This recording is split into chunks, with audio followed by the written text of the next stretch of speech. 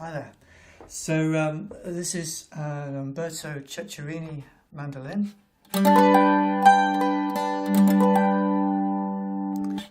It's ball back, obviously, and it's a nice one.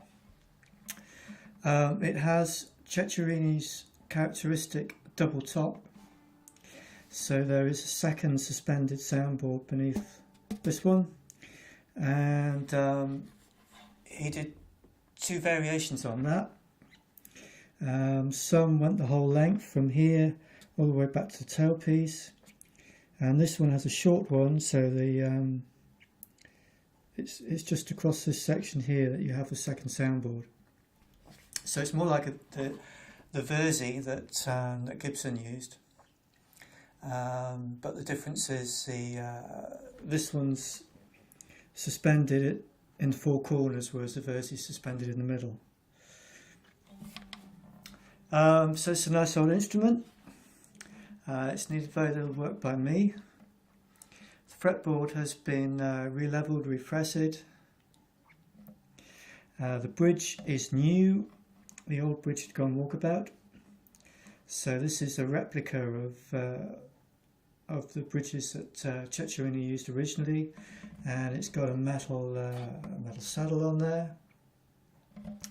The other feature of these, if I can show you, are these string tensioners here, which increase the break angle of the strings over the saddle.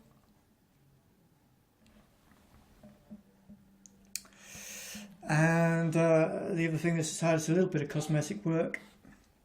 At some stage in the past, this has had two ribs come apart. It's quite common. You can't actually tell which two it is from the outside, but you can see the crack through the label on the inside. So I would say those were expertly glued together, and then I would guess that the owner, rather than the luthier who did the glue up, had slapped some kind of household varnish or something all the way down here. It looked pretty horrible. So what I've done is I've just used a cabinet scraper to scrape that off, and actually there was perfectly good shellac underneath it, and then just lightly touch up.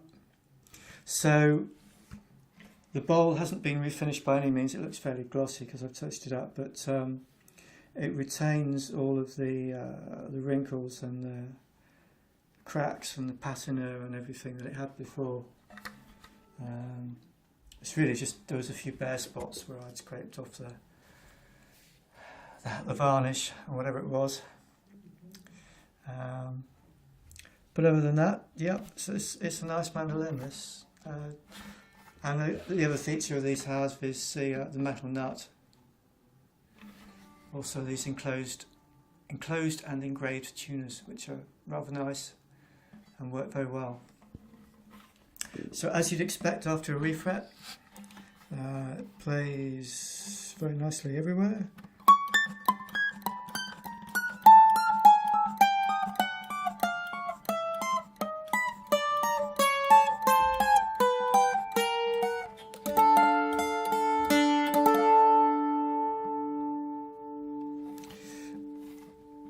And it sounds quite nice up the fretboard as well.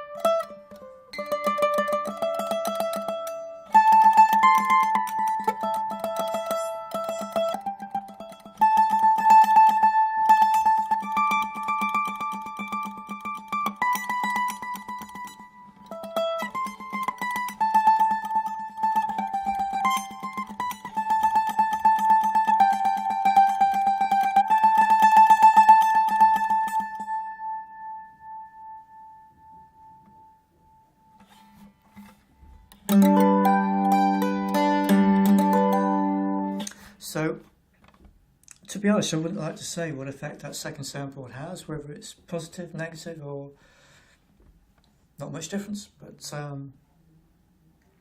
whatever. Ceccherini, he made some nice mandolins, obviously, judging by these. So there we go. One Ceccherini mandolin.